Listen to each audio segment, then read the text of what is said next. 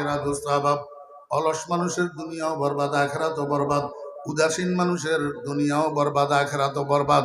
এই দুইটা জিনিসের সমন্বিত নাম হলো গাফলত। আল্লাহর হাবিব বলেন এই গাফলতের নামের দরজাটা দিয়া শয়তান তোর কাছে আসে। অলসতার সুযোগ পাইয়া শয়তান তোর কাছে আসে, উদাসীনতার সুযোগ পাইয়া শয়তান তোর কাছে আসে। তোরে কুমন্ত্রণা দে, আল্লাহ পাকের হুকুমের থেকে তোরে দূরে সরায়, মসজিদের থেকে দূরে সরায়, নামাজের থেকে দূরে সরায়, রোজার থেকে দূরে সরায়। এই অলসতার অমনোযোগিতা, এই দুইটা দরজা যদি তুমি বন্ধ রাখতে পারো তাহলে শয়তান তোমার কাছে আর আসবে না। মুসলমান ভাইয়েরা, আজকে থেকে আমরা অলস হব না, কর্মঠ হব ইনশাআল্লাহ। অলস প্রমাণ হবে কি?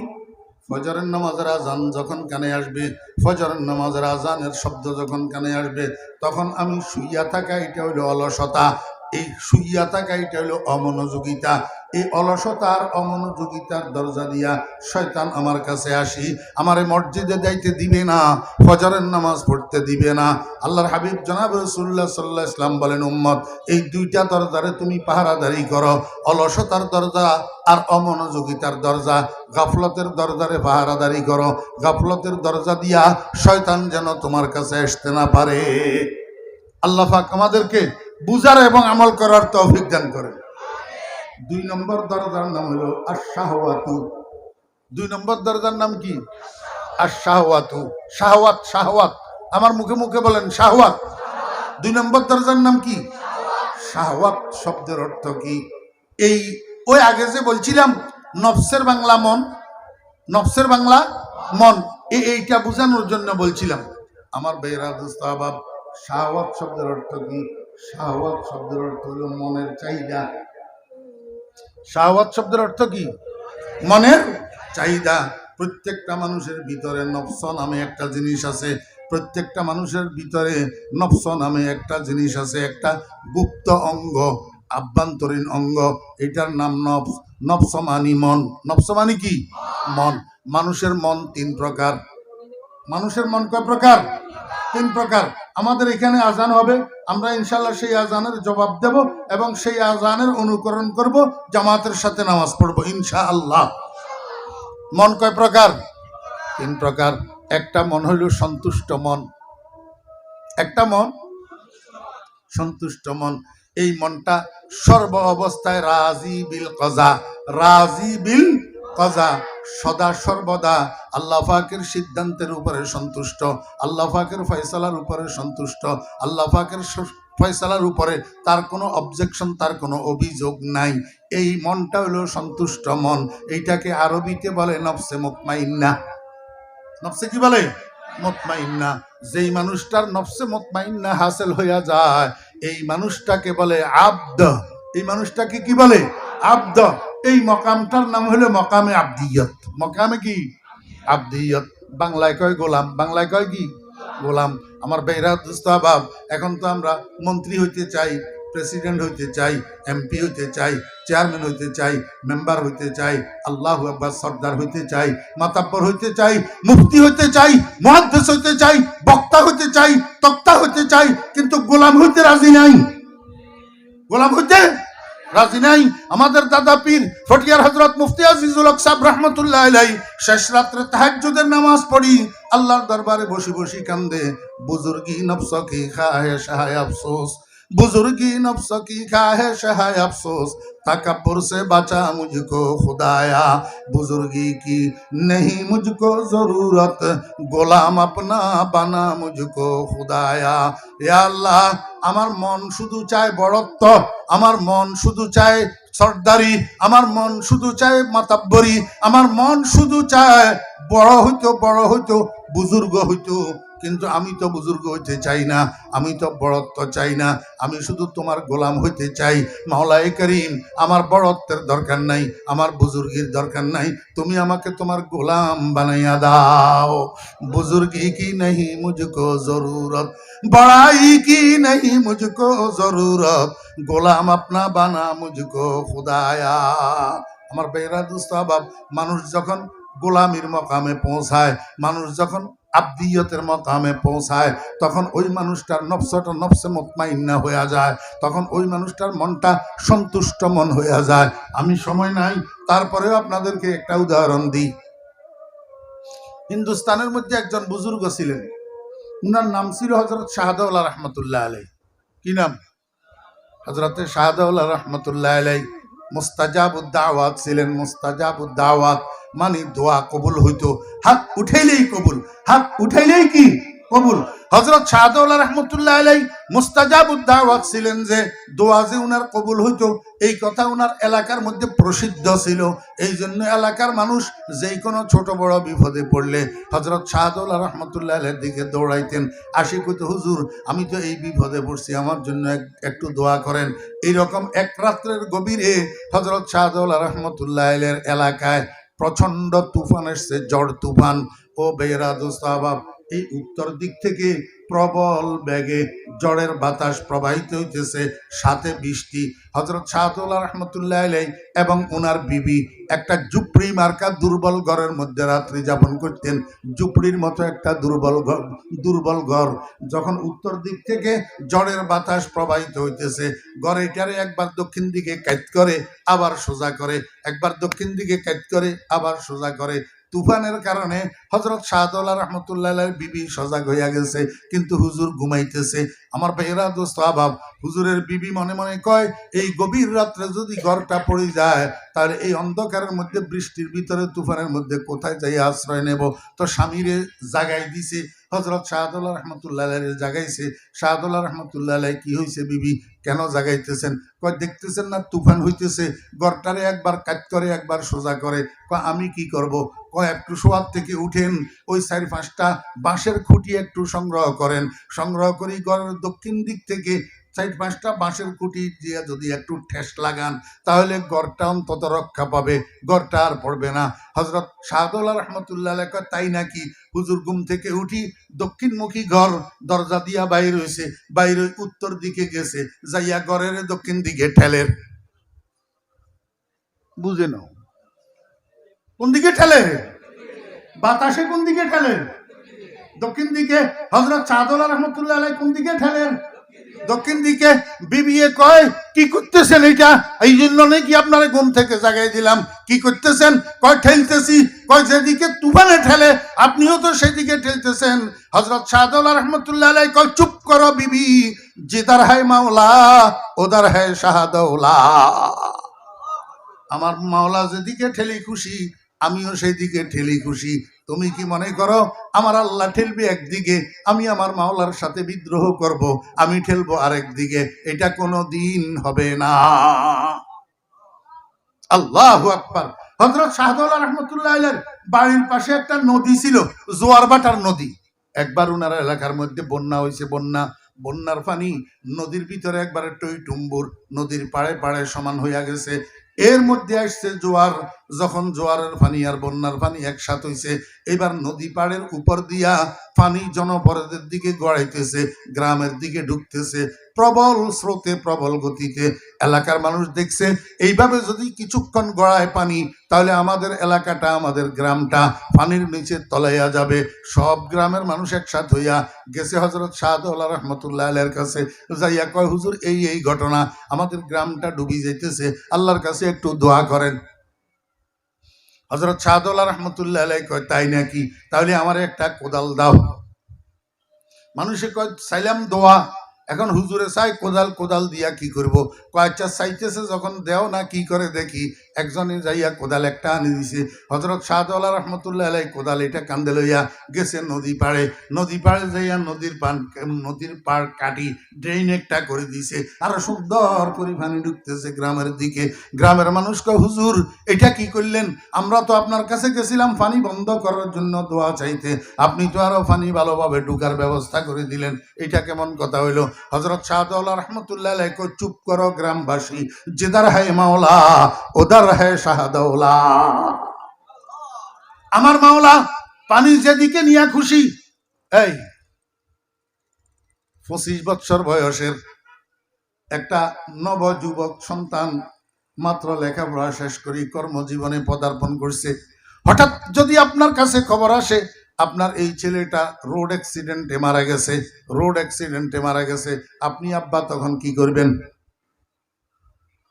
হ্যাঁ আমার ভাইরা দোস্ত আবাব, এমন কান্দা কানবেন, এমন চিল্লানি চিল্লাইবেন, হয় বেহুশ হইয়া যাবেন। আল্লাহু আকবার।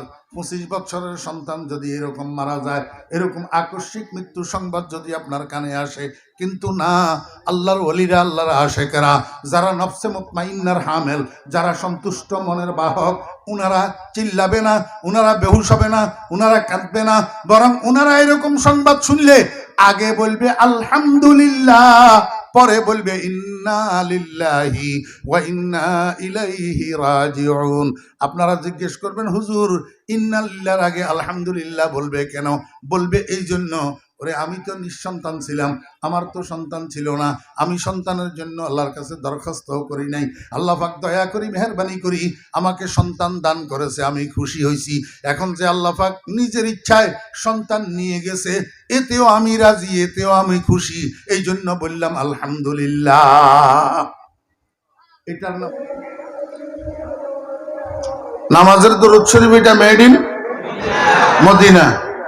আরেকটা দরুদ আমাদের সমাজে প্রচলিত আছে, মুস্তাফা জানে রহমত পেলা কো সালাম, শমে বজমে হেদায়ত পেলা কো সালাম। কি বলেন, আমরা কি পারি কি পারি না? জানি না জানি না? পারিও, জানিও, এবং সুন্দর করে টানতে জানি, সুন্দর করে টানতে জানি। তবে দুঃখের বিষয় হলো এটা মেড ইন মদিনা নয়, made in Karachi. Made in Karachi. কেন? মুস্তফা জানে রহমত পে লাখো সালাম, এটা কোন ভাষা? উর্দু। কোন ভাষা? উর্দু। মদিনার ভাষা উর্দু না আরবি? উর্দু হইল করাচির ভাষা। উর্দু হইল কি? করাচির ভাষা। এবং এটা আবিষ্কার হয়েছে করাচিতে, এই জন্য এটা মেড ইন মদিনা না মেড ইন করাচি। মাঝখানে একটা কথা বলি, আমি খোদার কসম করে বলতেছি, আমার পিসা হুজুর রহমতুল্লাহ আলাই সৈয়দি ও মুর্শিদি হজরত মাওলানা শাহ জমির উদ্দিন নানুপুরি রহমতুল্লাহ আলাই, আপনারা দেখছেন হুজুরের, মুরব্বীরা দেখছেন না? মাতৃগর্ভের অলি, মাতৃগর্ভের অলি। আমার পিসা হুজুর আমাকে বলছেন, বাবা গুতাইয়া ওয়াজ করিও না। গুতানি বুঝেননি? একজনের গুতাই কথা কয় না, কয় যে গুতাইয়া ওয়াজ করিও না, গুতাইয়া ওয়াজের দ্বারায় মানুষ হেদায়েত হয় না। মহব্বতের সাথে মানুষের সহি কথা বুঝাই দিবা, সেটার দ্বারা হেদায়েত পাবে। আমি এই জন্য খোদার কসম করে বলতেছি, আমি গুতাইয়া ওয়াজ করি না। ওই ইউটিউবের ভিতরে আমার হাজার হাজার বয়ান আছে, আপনারা শুনি দেখিয়েন, আমি কারো বিরুদ্ধে কথা বলি না। 2 নম্বর কথা, আমাদেরকে আমাদের নবীজি শিক্ষা দিয়েছেন, রোগকে ঘৃণা করো, রোগীকে ভালোবাসো।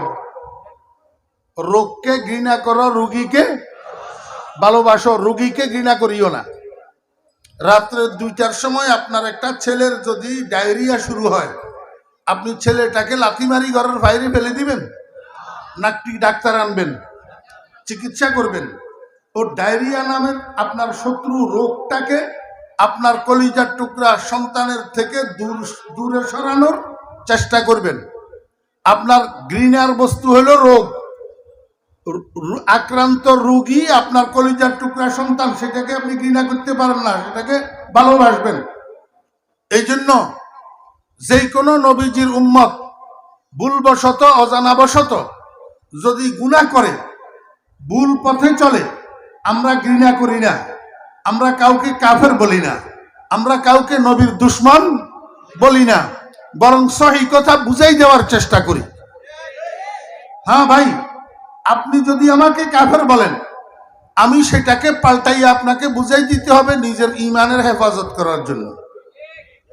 আপনি যদি আমাকে রসুলের দুশমন বলেন, কেন রসুলের দুশমন বলেন, আমি সেটা আপনাকে বুঝাই দিতে হবে যে আমি যে রসুলের দুশমন না, এটা সাব্যস্ত করার জন্য।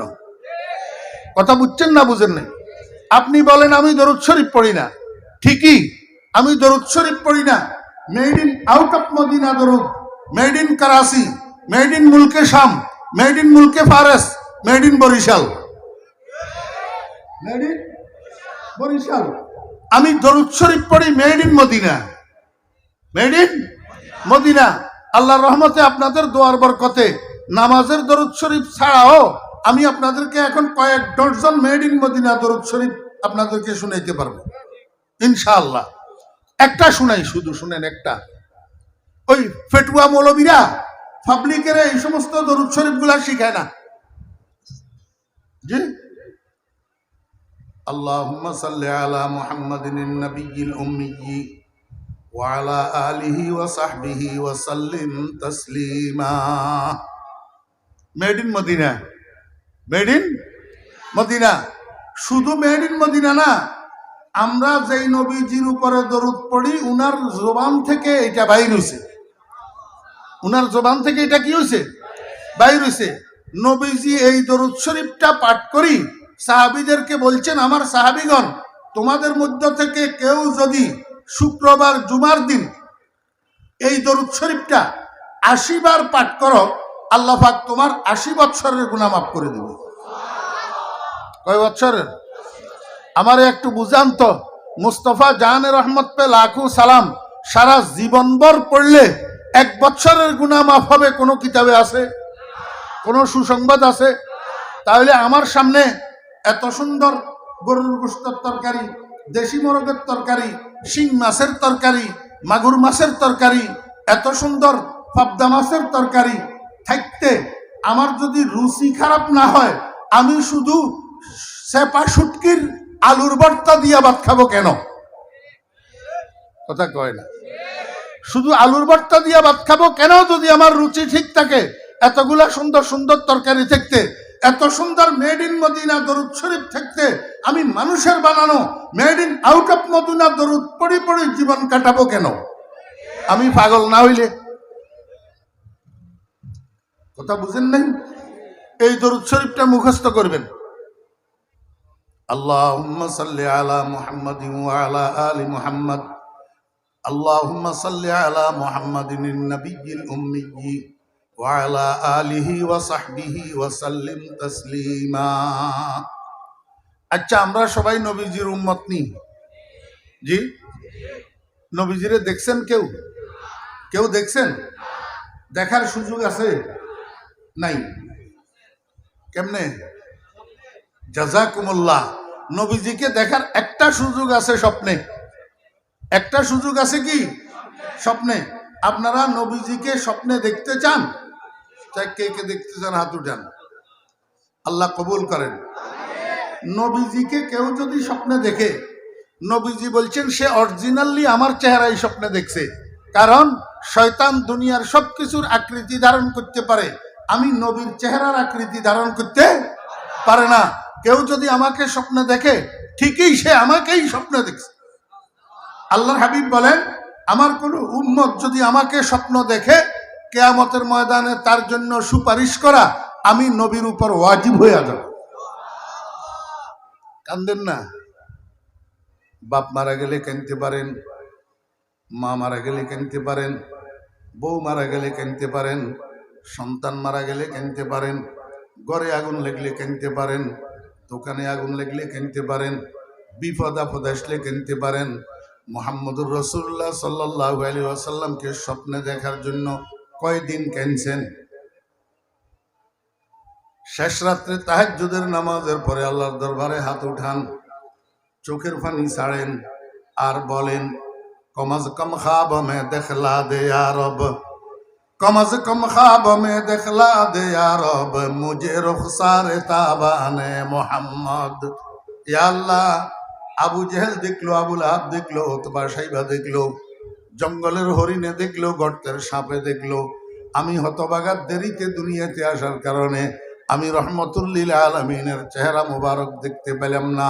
আয় আল্লাহ, দয়া করি মেহরবানি করি তুমি স্বপ্ন যোগে বন্ধুর চেহারাটা একটু আমাকে দেখাইয়া দাও না।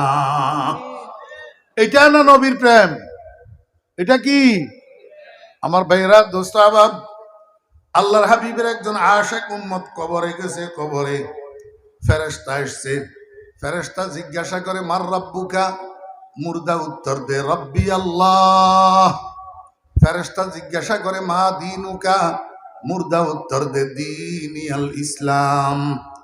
এরপরে ফেরেশতা মুর্দারে কয়, ও মুর্দা, এই যে পশ্চিম দিকে একটু তাকাও, একটা মানুষের চেহারা যে দেখা যাইতেছে, এই মানুষটাকে চিনো কিনা?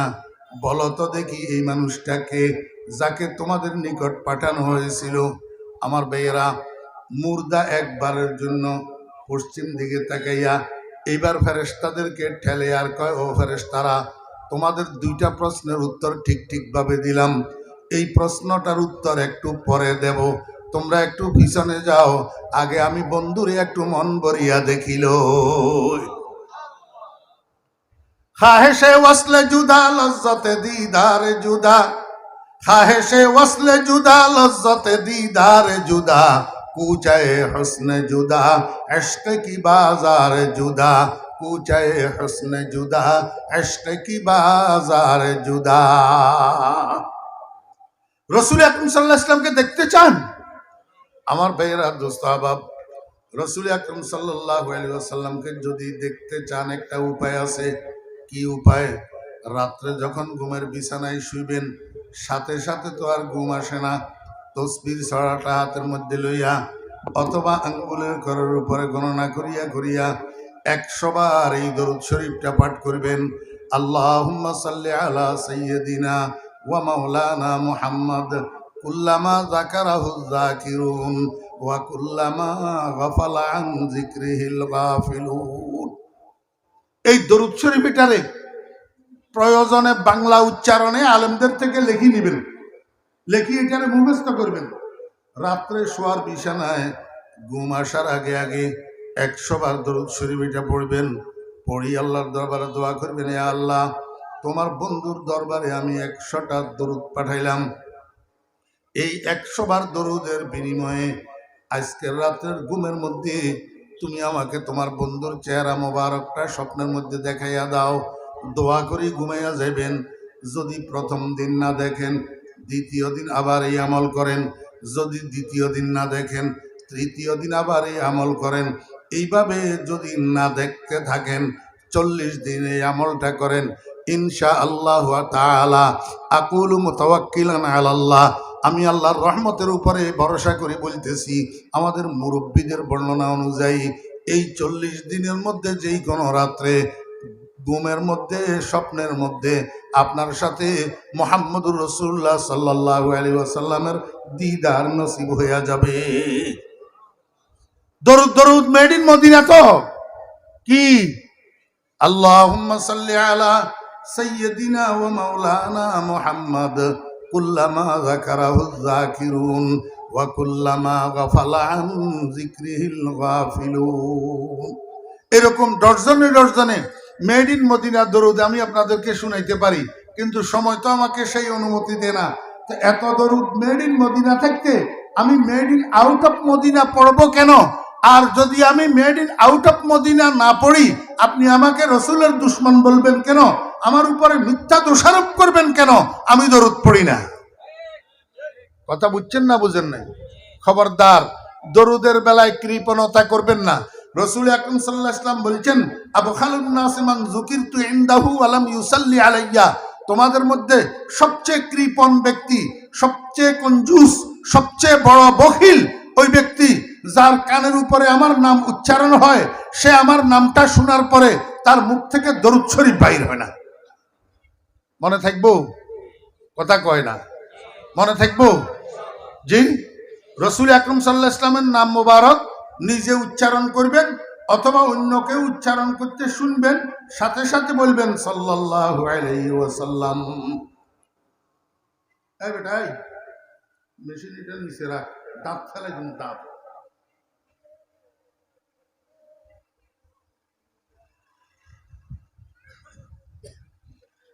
মনোযোগ আছেন? ওয়ালা তাত্তাবিউ খুতুওয়াতিশ শাইতান ইন্নাহু লাকুম আদুউম মুবিন। অর্থ কি? ওয়ালা তাত্তাবিউ, ওয়ালা তাত্তাবিউ, তোমরা অনুসরণ করিও না। কিসের অনুসরণ করিও না? খুতুওয়াতিশ শায়তান। খুতুওয়াতুন জমা, বহু বচন, এক বচন হলো খুতুওয়াতুন। খুতুওয়াতুন শব্দের অর্থ হলো পদাঙ্ক। এই পদাঙ্ক শব্দ এটা আপনারা মুরব্বীরা অনেকে বুঝেন নেই। পদাঙ্ক কিয়া?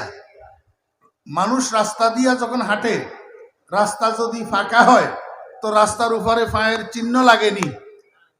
বলে লাগে, বলে। মনোযোগ সহকারে শুনে। হ্যাঁ, রাস্তা যদি ফাঁকা হয়, ফাঁকা রাস্তা দিয়ে একটা মানুষ হাঁটি গেলে রাস্তার উপরে পায়ের চিহ্ন লাগেনি? লাগে না। রাস্তা যদি মাটির হয়, রাস্তা যদি কাদাযুক্ত হয়, রাস্তা যদি নরম হয়, তো মানুষ হাঁটি গেলে রাস্তার উপরে পায়ের একটা চিহ্ন পড়েনি? এটারে আরবিতে বলে খুতুওয়াতুন। আরবিতে কি বলে? খুতুওয়াতুন, পায়ের চিহ্ন, পদচিহ্ন। আল্লাহ পাক রব্বুল আলামিন বলেন, লা তাত্তাবিউ, তোমরা অনুসরণ করিও না। কিসের অনুসরণ করিও না? খুতুওয়াতিশ শায়তান, শয়তানের পদচিহ্নের অনুসরণ করিও না, শয়তানের পায়ের চিহ্নের অনুসরণ করিও না। এই কথাটার অর্থ কি? এই কথাটার অর্থ হলো, শয়তান যেই রাস্তায় চলে তুমি সেই রাস্তায় চলিও না। শয়তান যেই রাস্তার পথিক তুমি সেই রাস্তার পথিক হইও না।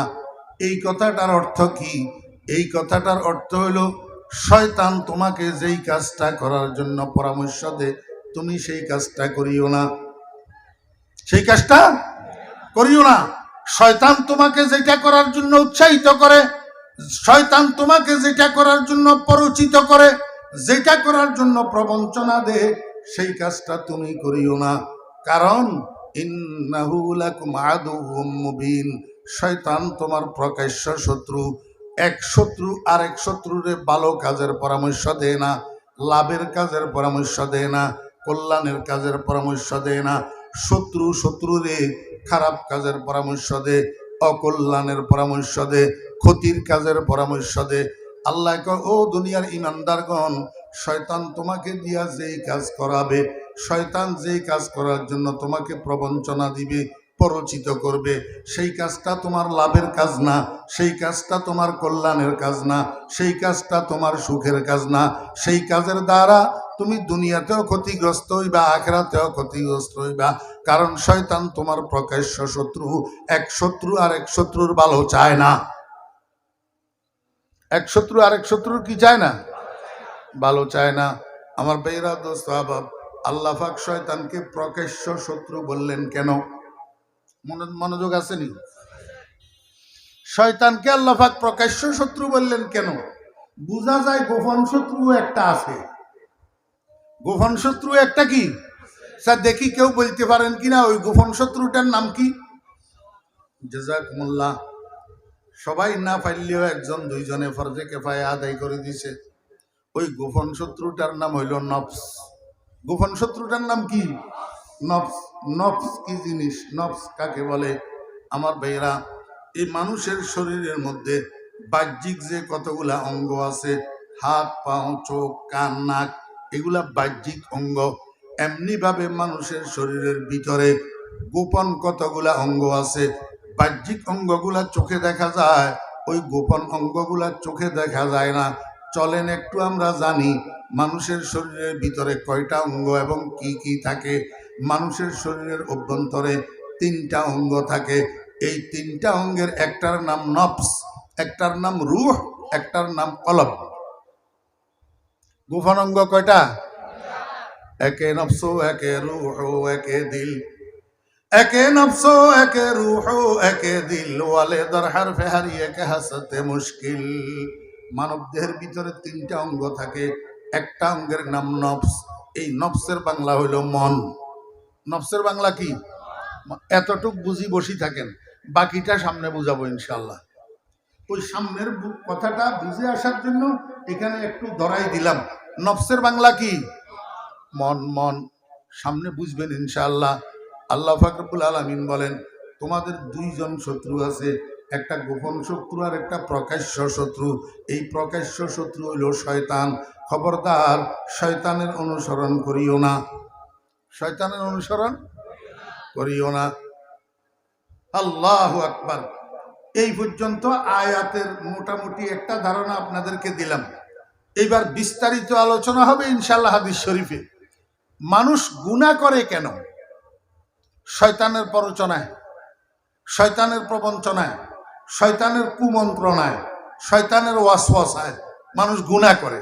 কথা বুঝছেন না বুঝেন না? জি, আল্লাহু আকবার।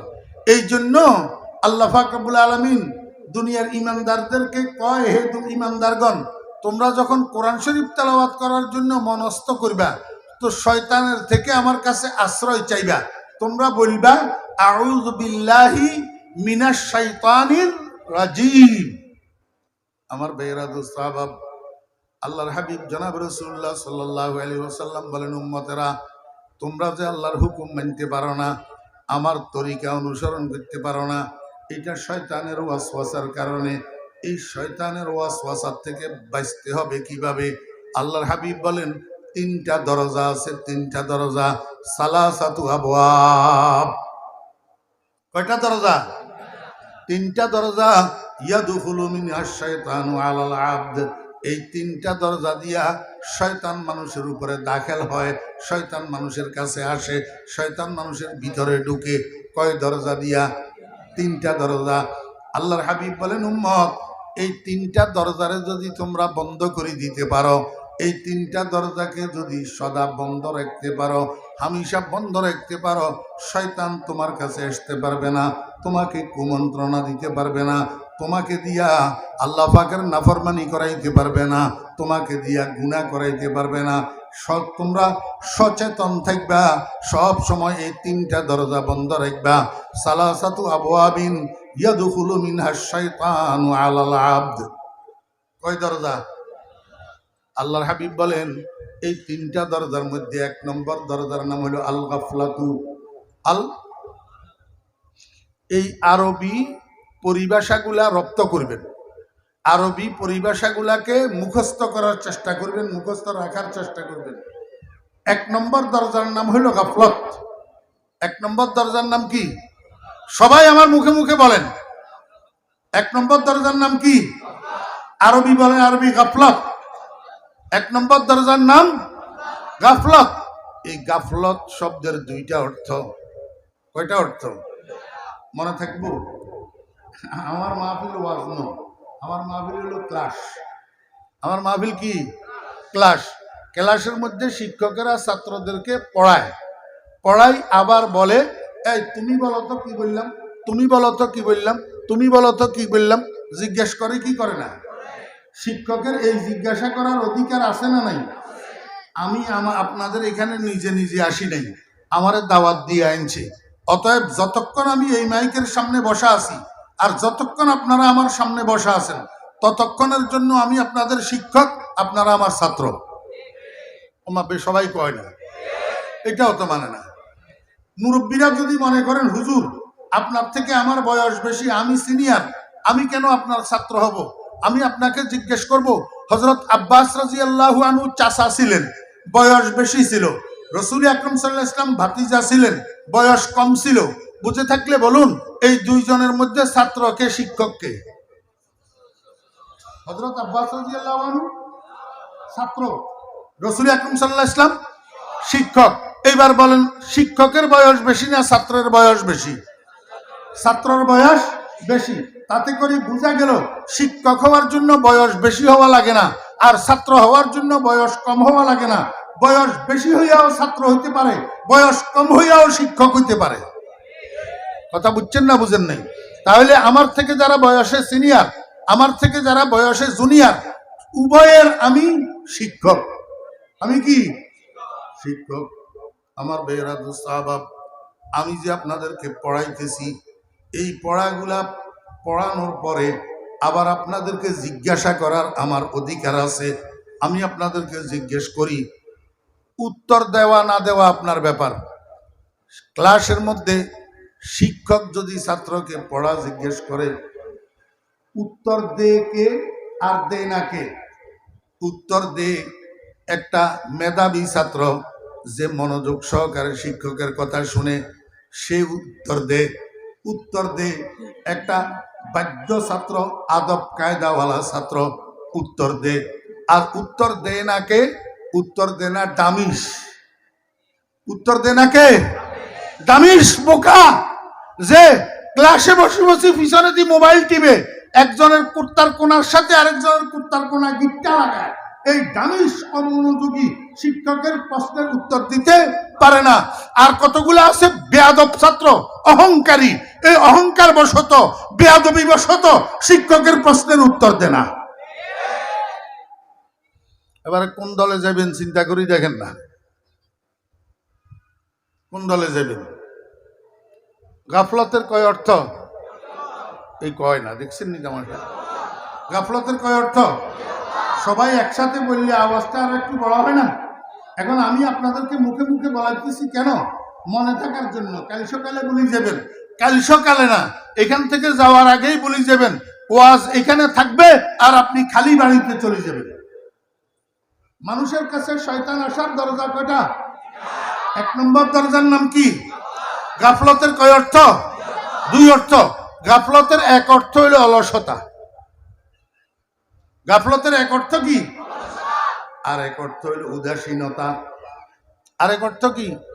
উদাসীনতা। এই দুটা অর্থের সমষ্টিগত নাম হইল গাফলত। দুটা অর্থের সমষ্টিগত নাম কি? গাফলত। কখনো গাফলত শব্দটা অলসতা অর্থে ব্যবহার হয়, আর কখনো গাফলত শব্দটা উদাসীনতা, অমনোযোগিতা অর্থে ব্যবহার হয়। আমার ভাইরা, এই দুইটা জিনিস, একটা অলসতা আর একটা উদাসীনতা, এই দুইটা জিনিসে মানুষকে ধ্বংস করে, এই দুইটা জিনিসে মানুষকে হালাক করে। এই অলস মানুষ আর উদাসীন মানুষের দুনিয়াও বরবাদ, আখিরাতও বরবাদ। কেমনে? আমার ভাইরা দুস্তাভাব, একটা অলস মানুষ, ঘরে ভাত রান্নার জন্য চাউল নাই, ফ্যামিলি মেম্বার 9 জন, ঘরে ভাতের চাউল নাই, তার কোনো অনুভূতি নাই, সে দিনের 12টা পর্যন্ত ঘুমায়, কাজ করতে যায় না, অলস।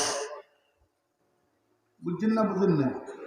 অলস, কাজ করতে যায় না, দিনের 12টা পর্যন্ত ঘুমায়। অথচ ঘরে খানেওয়ালা 9 জন, এক পোয়া এক মুষ্টি চাউলও নাই। এখন সে নিজেও উপাস থাকে, ঘরের মানুষগুলাকে উপাস রাখে। দুনিয়া বরবাদ হইল না আবাদ হইল? বরবাদ হইল।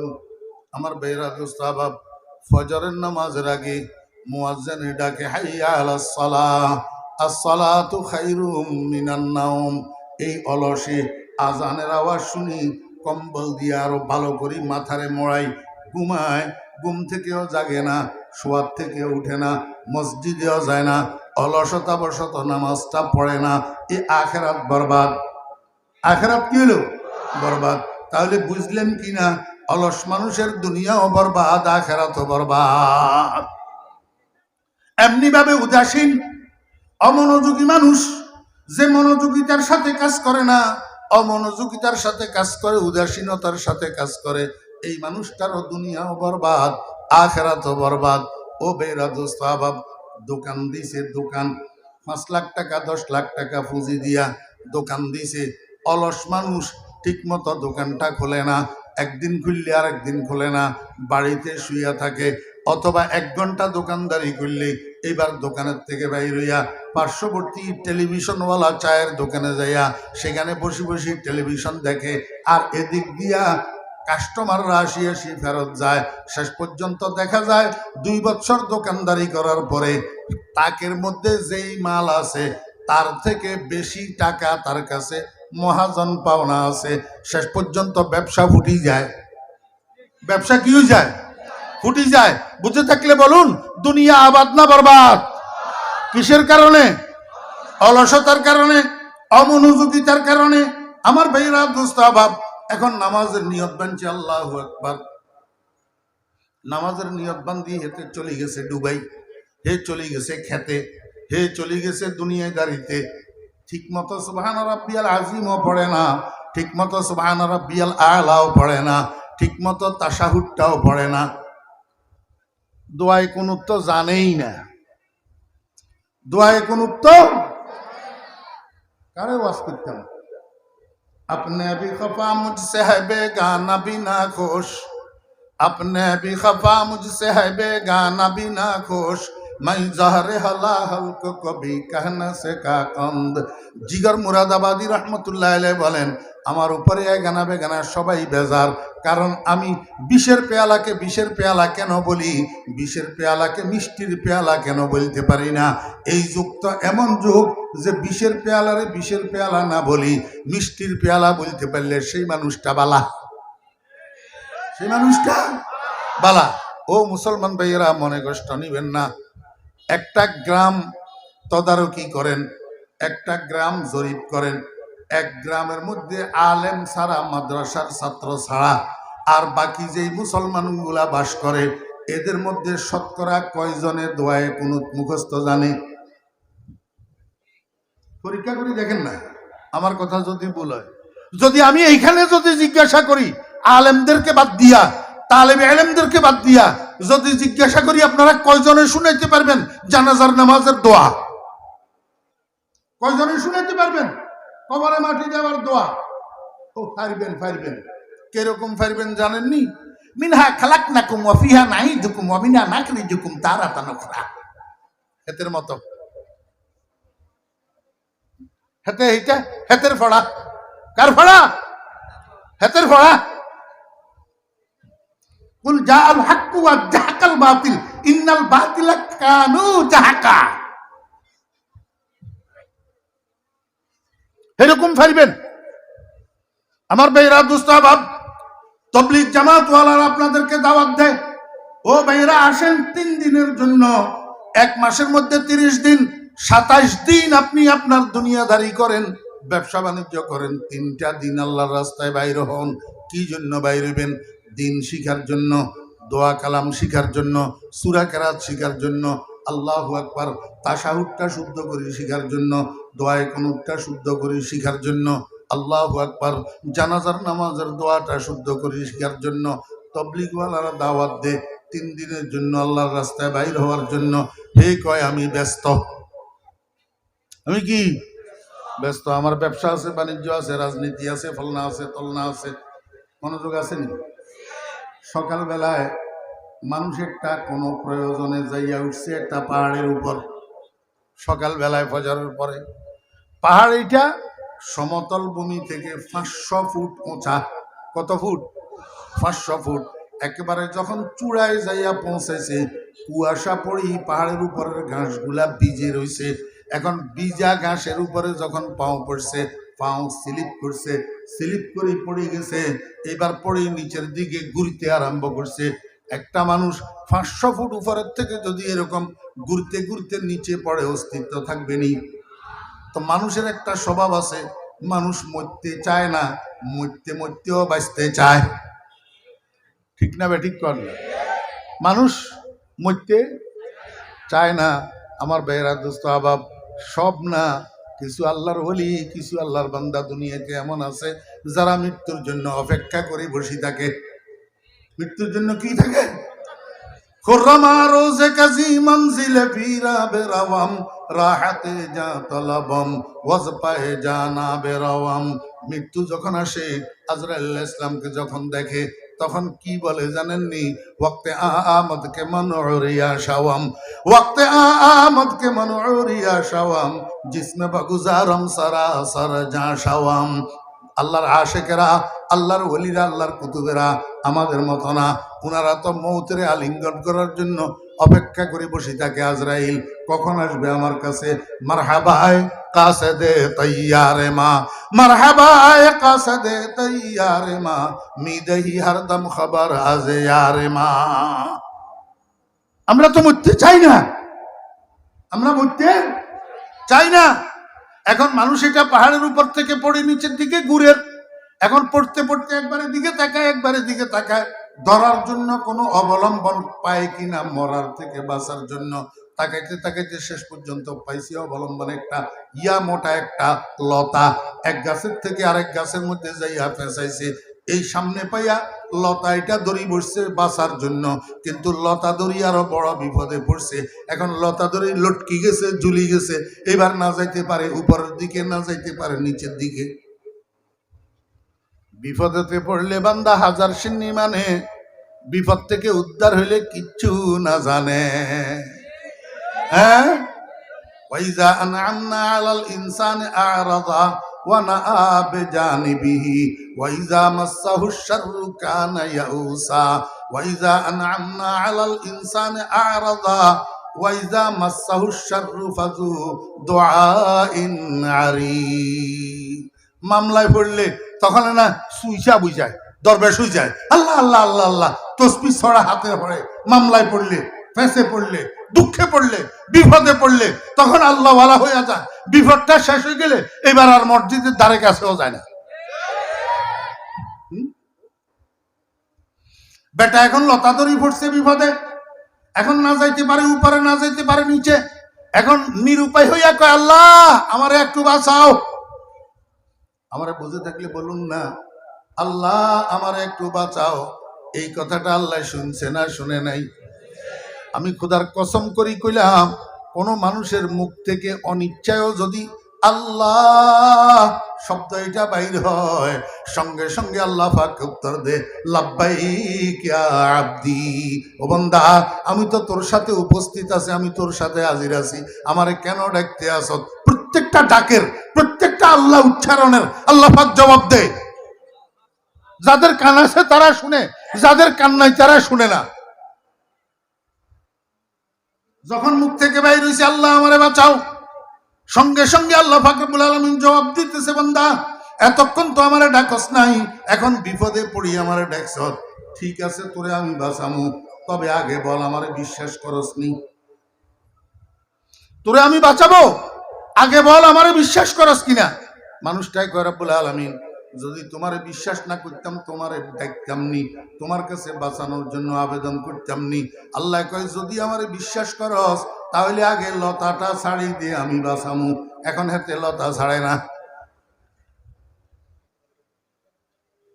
মনোযোগ নাই। আর অমনোযোগীয় কতগুলো আছে তো, এগুলো আসে না তো, বুঝে না তো গোড়ার ডিম কিছু।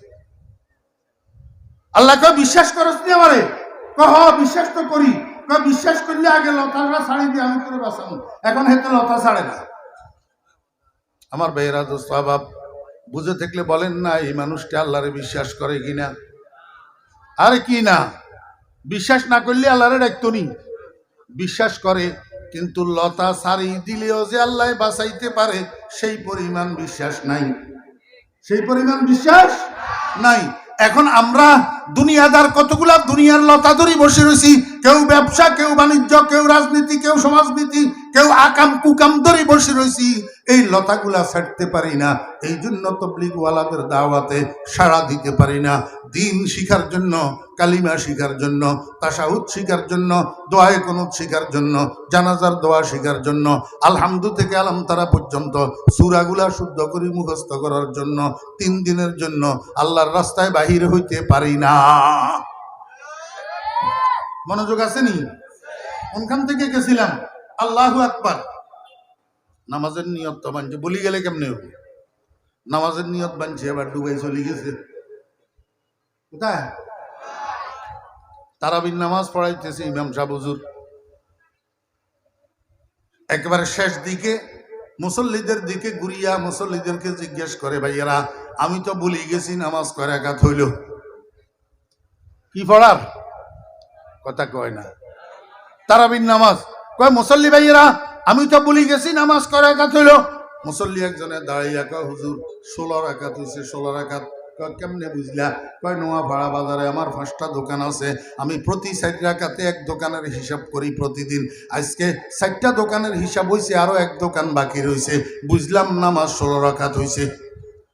দেখছেন নি তামাশা? আমার একটু বুঝি থাকলে বলেন, এতে কি মনোযোগী নামাজি না অমনোযোগী নামাজি? তো অমনোযোগী নামাজি হইলে শুধু লেপটা রাইটা করতেছে, উঠে বৈঠে নামাজ ঘোড়ার ডিমতো হইতেছে না, নামাজ ঘোড়ার ডিমও হইতেছে না। তাহলে এবারে অমনোযোগী মানুষের আখেরাত তো বরবাদ হইল নি? নামাজ পড়তে হবে উদাসীনতার সাথে না মনোযোগের সাথে? মনোযোগের সাথে। যদি অমনোযোগিতার সাথে নামাজ পড়া হয় তাহলে তোর আখেরাত বরবাদ। অলস মানুষের দুনিয়াও বরবাদ, আখেরাতও বরবাদ। উদাসীন মানুষের দুনিয়াও বরবাদ, আখেরাতও বরবাদ। এই দুইটা জিনিসের সমন্বিত নাম হলো গাফলত। আল্লাহর হাবিব বলেন, এই গাফলতের নামের দরজাটা দিয়া শয়তান তোর কাছে আসে। অলসতার সুযোগ পাইয়া শয়তান তোর কাছে আসে, উদাসীনতার সুযোগ পাইয়া শয়তান তোর কাছে আসে, তোরে কুমন্ত্রণা দে, আল্লাহ পাকের হুকুমের থেকে তোরে দূরে সরায়, মসজিদের থেকে দূরে সরায়, নামাজের থেকে দূরে সরায়, রোজার থেকে দূরে সরায়। এই অলসতার অমনোযোগিতা, এই দুইটা দরজা যদি তুমি বন্ধ রাখতে পারো, তাহলে শয়তান তোমার কাছে আর আসবে না। মুসলমান ভাইরা, আজকে থেকে আমরা অলস হব না, কর্মঠ হব ইনশাআল্লাহ। অলস প্রমাণ হবে কি? ফজরের নামাজের আজান যখন কানে আসবে, ফজরের নামাজের আজানের শব্দ যখন কানে আসবে, তখন আমি শুইয়া থাকা, এটা হইল অলসতা। এই শুইয়া থাকা, এটা হইল অমনোযোগিতা।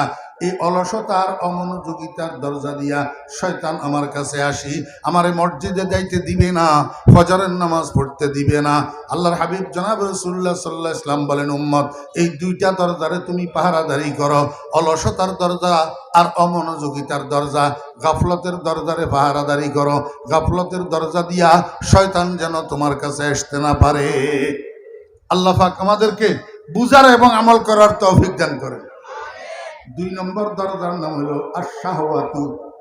2 নম্বর দরজার নাম কি? আশ-শাহওয়াতু। শাহওয়াত, শাহওয়াত, আমার মুখে মুখে বলেন শাহওয়াত। 2 নম্বর দরজার নাম কি? শাহওয়াত শব্দের অর্থ কি? এই ওই আগে যে বলছিলাম নফসের বাংলা মন, নফসের বাংলা মন, এইটা বোঝানোর জন্য বলছিলাম। আমার বেরা দোস্ত আবাব, শাহওয়াত শব্দের অর্থ কি? শাহওয়াত শব্দের অর্থ হলো মনের চাহিদা। শাহওয়াত শব্দের অর্থ কি? মনের চাহিদা। প্রত্যেকটা মানুষের ভিতরে নফস নামে একটা জিনিস আছে। প্রত্যেকটা মানুষের ভিতরে নফস নামে একটা জিনিস আছে, একটা গুপ্ত অঙ্গ, আভ্যন্তরীণ অঙ্গ। এটার নাম নফস। নফস মানি মন। নফস মানি কি? মন। মানুষের মন 3 প্রকার। মানুষের মন কয় প্রকার? 3 প্রকার।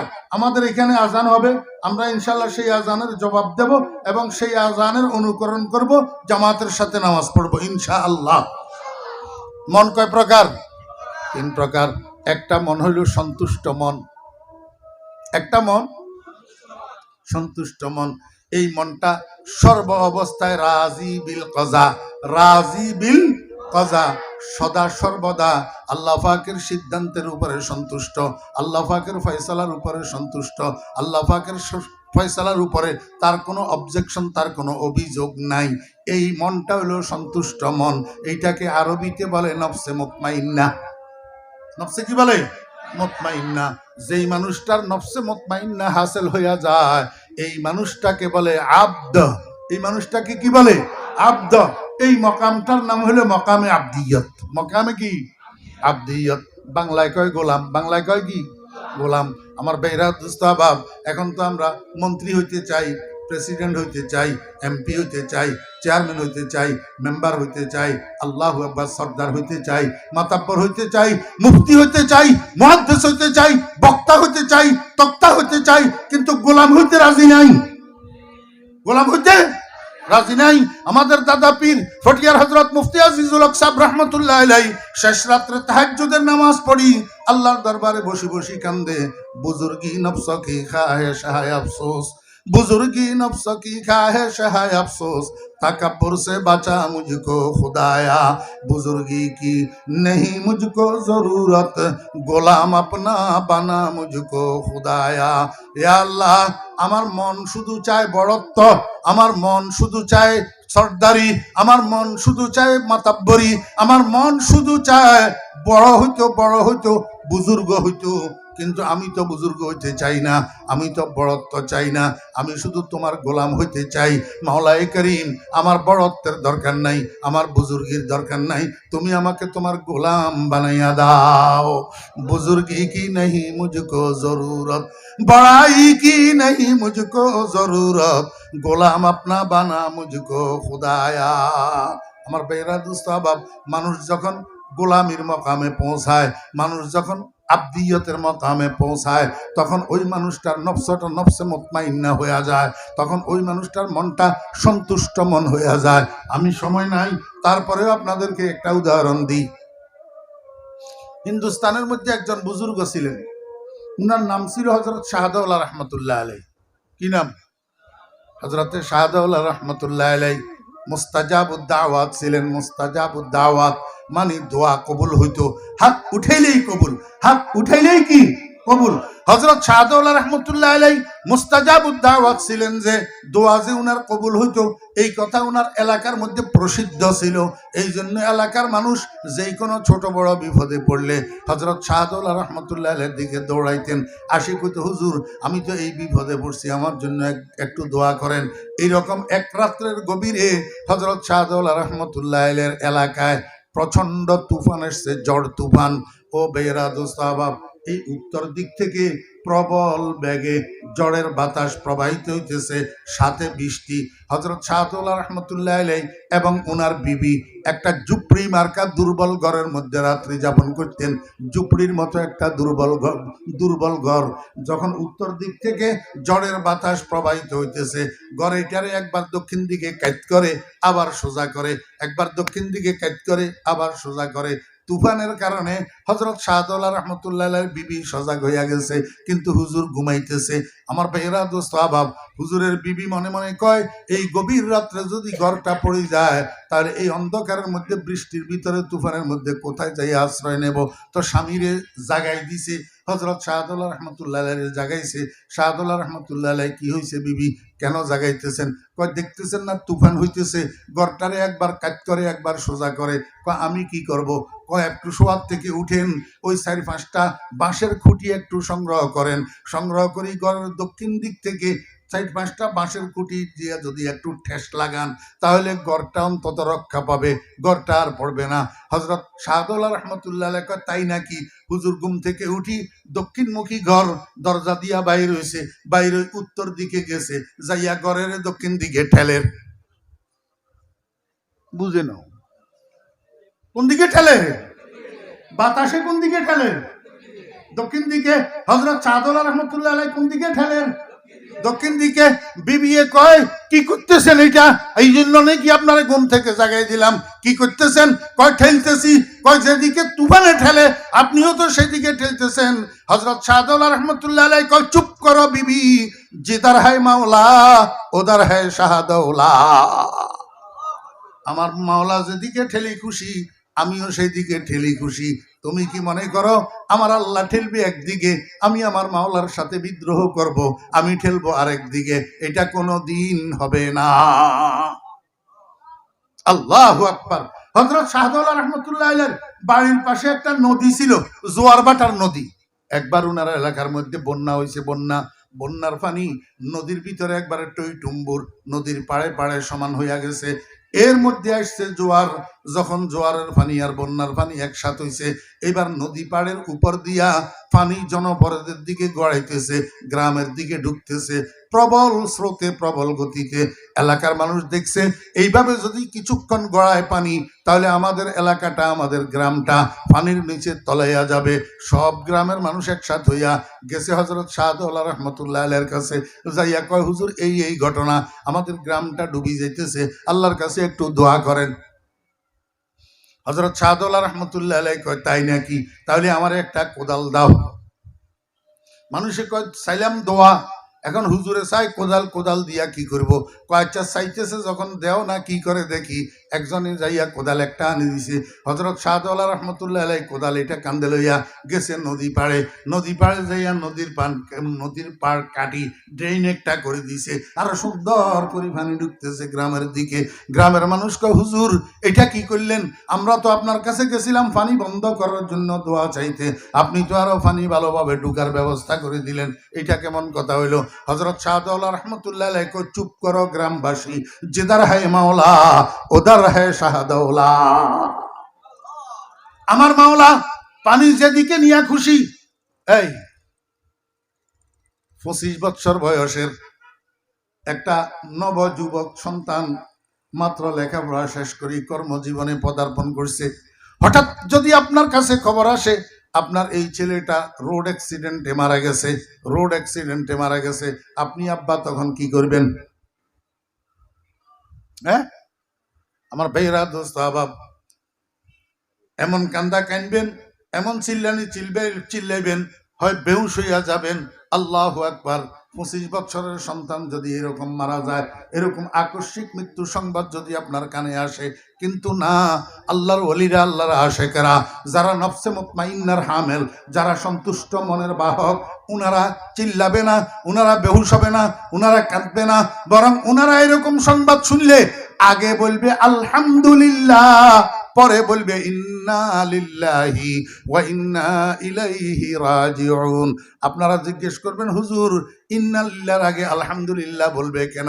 বলবে এই জন্য, ওরে আমি তো নিঃসন্তান ছিলাম, আমার তো সন্তান ছিল না, আমি সন্তানের জন্য আল্লাহর কাছে দরখাস্ত করি নাই, আল্লাহ পাক দয়া করি মেহেরবানি করি আমাকে সন্তান দান করেছে, আমি খুশি হয়েছি।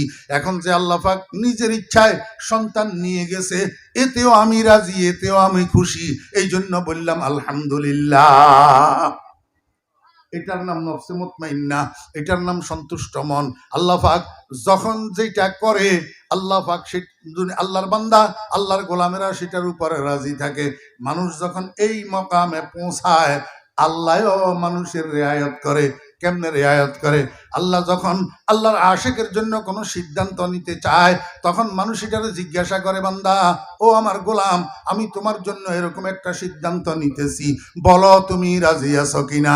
ও বান্দা, তোমার তো হায়াত শেষ, আগামীকাল তোমার হায়াত শেষ হইয়া যাবে, আজরাইল তোমার কাছে আসবে তোমাকে নেওয়ার জন্য, তোমাকে আমার কাছে আনার জন্য, বলো তুমি রাজি আছো কিনা? खुदी को कर बुलंद इतना कि हर तकदीर से पहले, खुदी को कर बुलंद इतना कि हर तकदीर से पहले खुदा खुद बंदे से पूछे बता तेरा रजा क्या है। আমার ভাইরা, এই মন চাহিদার নাম হলো শাহওয়াত। খবরদার, মন চাহিদা মতো কাজ করা যাবে না। মন চাহিদাকে রাসূল আকরাম সাল্লাল্লাহু আলাইহি ওয়াসাল্লামের আদর্শের সাথে মিলাইতে হবে, তারপরে কাজ করা যাবে।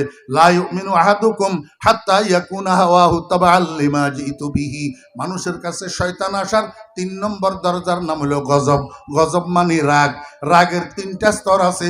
উগ্র স্তর, যেটা এটাকে ইসলামী সায়েন্সের পরিভাষায় বলে তাহাব্বুর। এই তাহাব্বুর নামের উগ্র রাগ এইটা দিয়া শয়তানে মানুষের গুনাহ করায়, উগ্র রাগ দিয়া। এই জন্য খবরদার, কোন অবস্থায় উগ্র রাগ নিজের মধ্যে আনা যাবে না। যখন রাগ বেশি আসি যায়, তখন আউযুবিল্লাহ পড়তে হবে। আউযুবিল্লাহর দ্বারা রাগ যদি ঠান্ডা না হয়, খারাপ থেকে বসে যেতে হবে, বসে থাকলে শুইয়া যাইতে হবে। এর দ্বারাও যদি রাগ ঠান্ডা না হয়, সাথে সাথে ওযু করতে হবে।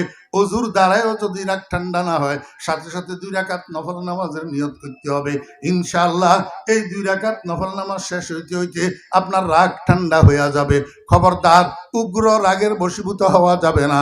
উগ্র রাগের বশীভূত হইবেন, শয়তান আপনার কাছে আসি আপনাকে কুমন্ত্রণা দিয়া আল্লাহ পাকের নাফরমানি করাবে। ওয়া আখিরু